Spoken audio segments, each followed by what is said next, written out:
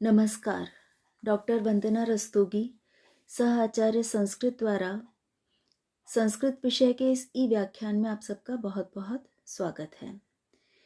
आज हम आदि कवि महर्षि वाल्मीकि द्वारा विरचित रामायण नामक प्रबंध काव्य के बाल कांड के प्रथम सर्ग का अध्ययन करेंगे। सर्वप्रथम हम इस काव्य तथा कवि के विषय में चर्चा कर लेते हैं। महर्षि वाल्मीकि संस्कृत साहित्य के आदि कवि हैं और उनके द्वारा विरचित रामायण आदि काव्य के रूप में प्रतिष्ठित है।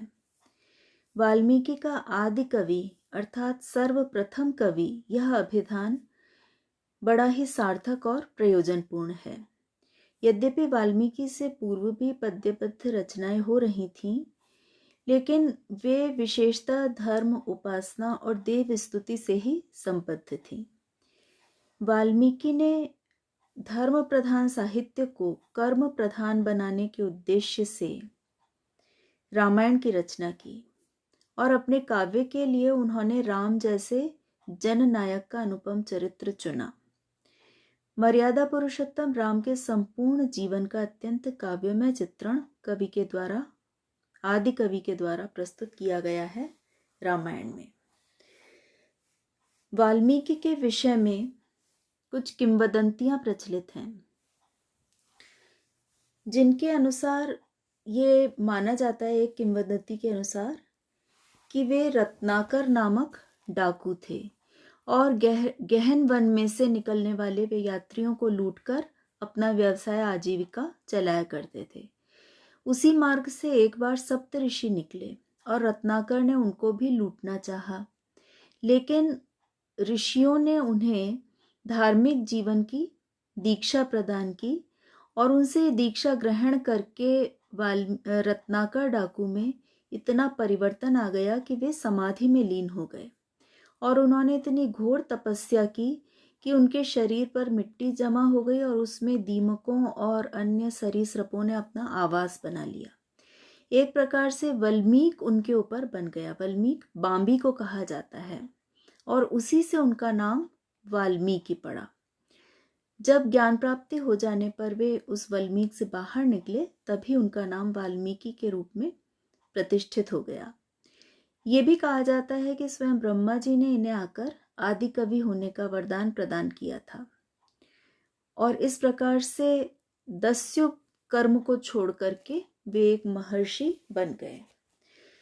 दूसरी जो कथा है वह मुख्यतः रामायण की उत्पत्ति से संबंधित है, क्योंकि ये कहा जाता है कि लौकिक संस्कृत का शुभारंभ वाल्मीकि के द्वारा ही हुआ है। रामायण के बालकांड के दूसरे सर्ग में ये कथा मिलती भी है कि एक बार तमसा नदी के किनारे महर्षि भ्रमण कर रहे थे। उसी समय एक शिकारी वहां आया और उसने वहां पर विचरण कर रहे क्रौंच पक्षी के जोड़े पर अपने बाण से प्रहार किया। बाण के लगने से क्रौंच मर गया और क्रौंची करुण स्वर से आर्तनाद करने लगी। इस करुण दृश्य को देख करके, उस क्रौंची के करुण विलाप को सुन के महर्षि के हृदय में करुणा का नैसर्गिक स्रोत फूट पड़ा और उनके मुख से अकस्मात ही शाप के रूप में काव्य की यह काव्यधारा प्रवाहित हुई। उन्होंने व्याध को शाप देते हुए कहा, मां निषाद प्रतिष्ठां त्वमगमः शाश्वतीः समाः यत् क्रौंच मिथुनादेकं संसभत एकम अवधीः काम मोहितम्। यत् क्रौंच मिथुनादेकम अवधीः काम मोहितम्। इस प्रकार से निषाद को जो उन्होंने कठोर शाप दिया कि उसे जीवन में कभी भी प्रतिष्ठा प्राप्त नहीं हो सकेगी, क्योंकि उसने क्रौंच मिथुन में से एक को मार दिया है, उसका वध कर दिया है। जो कि निर्दोष प्राणी थे, उनको उसने इतना दुख पहुंचाया है।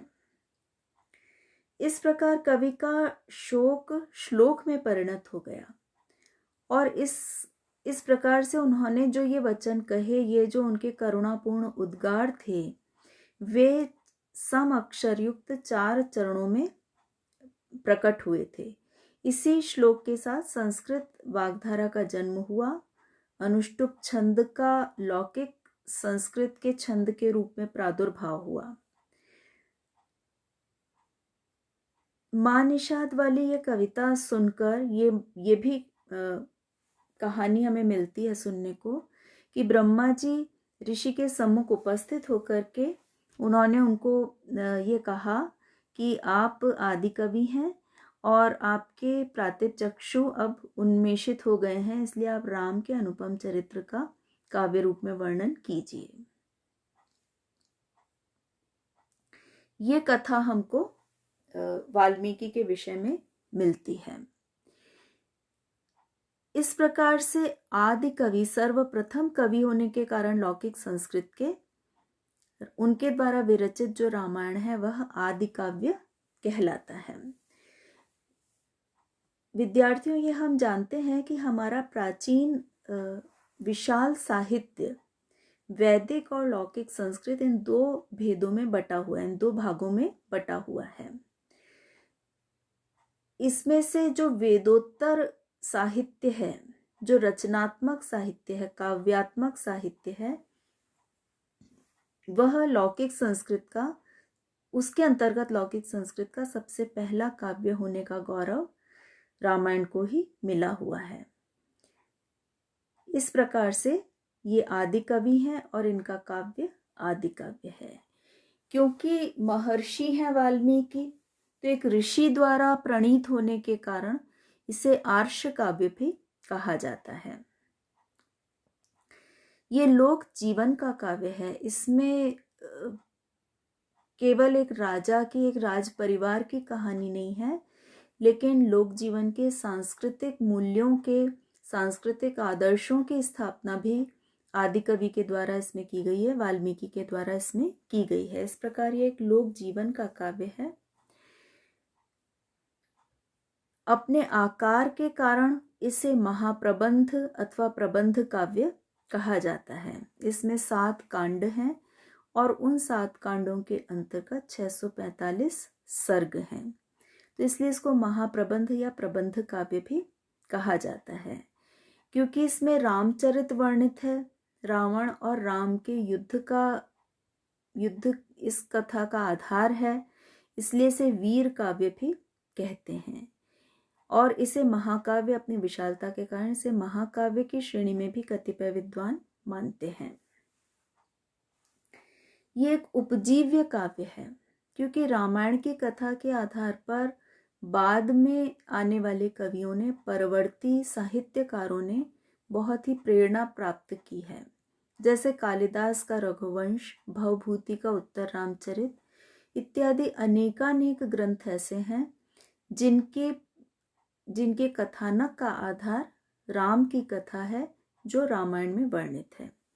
यही नहीं, अपनी काव्य कला की दृष्टि से, अपने भाव प्रवणता की दृष्टि से भी आदिकवि वाल्मीकि का यह काव्य कालांतर में आने वाले कवियों के लिए, साहित्यकारों के लिए प्रेरणा स्रोत बना है, उनके लिए उपजीव्य काव्य बना है। इस काव्य में, इस महाकाव्य में, इस प्रबंध काव्य में 24,000 पद्य हैं। इसीलिए इसको चतुर्विंशति साहिस्री संहिता कहा जाता है। 24,000 पद्यों के आधार पर इसको गायत्री छंद से, जो वैदिक गायत्री छंद है, उससे भी जोड़ा जाता है, क्योंकि उसमें भी 24 अक्षर होते हैं। और इस रूप में, क्योंकि यह लोक जीवन से परिपूर्ण काव्य है, लोक को प्रेरणा देने के लिए रचा गया काव्य है, लोक के सामने आदर्श स्थापित करने के लिए रचा गया काव्य है, इसलिए इसको लोक गायत्री के नाम से भी अभिहित किया जाता है। इस काव्य के जो 7 सर्ग हैं, 7 कांड हैं, उनके नाम इस प्रकार हैं: बालकांड, अयोध्या कांड, अरण्य कांड, किष्किंधा कांड, सुंदर कांड, लंका कांड और उत्तर कांड। इन 7 कांडों में, इन सप्तकांडीय इस महाकाव्य में, इस प्रबंध काव्य में राम के चरित्र का वर्णन किया गया है। इनमें से भी बालकांड का जो प्रथम सर्ग है उसमें संपूर्ण राम कथा को संक्षेप में निरूपित कर दिया गया है। इसीलिए कतिपय विद्वान बालकांड को इस रामायण के अन्य कांडों की तुलना में नवीन मानते हैं रचना काल की दृष्टि से, कि समग्र रामायण की रचना हो जाने के बाद में उसका सार प्रस्तुत करने के लिए बालकांड में कुछ सर्गों को जोड़ा गया है। प्रथम सर्ग में रामायण की पूरी कथा, राम के पूरे चरित्र को 100 पद्यों में निरूपित कर दिया गया है, आबद्ध कर दिया गया है। इसीलिए बालकांड का जो प्रथम सर्ग है इसे बाल रामायण भी कहा जाता है, या इसे संक्षेप सर्ग, संक्षेप रामायण या संक्षेप रामचरित के नाम से भी अभिहित किया जाता है। लेकिन इस सर्ग का जो सबसे प्रचलित, सबसे प्रसिद्ध नाम है वो है मूल रामायण। यही हमारा अध्ययन विषय रहेगा। आज की कक्षा में इतना ही। धन्यवाद।